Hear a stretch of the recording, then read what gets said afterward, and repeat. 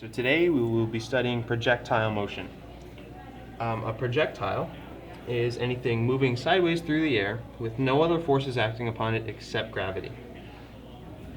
We measure that in the y direction, which is down, and we measure that in the x direction, which is side to side, vertical and horizontal for each of those. Okay, so we usually measure that in the x and y direction. In the x direction, we will measure distance, velocity, and time. In the y direction, we measure distance, initial velocity, final velocity, acceleration, and time.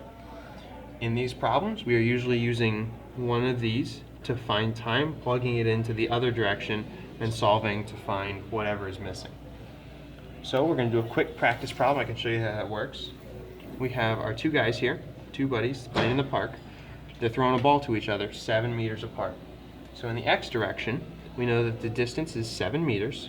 Their velocity, the velocity of the ball sideways, is 23 meters. And now we look at the y direction.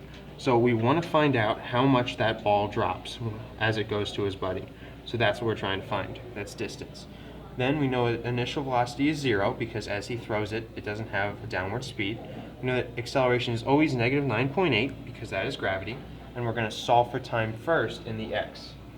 So the way to do that is time equals distance divided by velocity, so 7 divided by 23.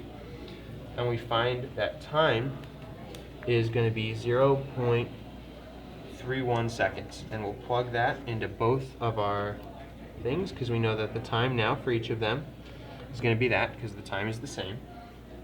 Then we plug that into this equation, which is one of the standard kinematics equations, to find the y direction. And then when we find the distance in the y direction, denoted like that, is negative 4.5 meters. So that ball will drop 4.5 meters when it gets to his buddy.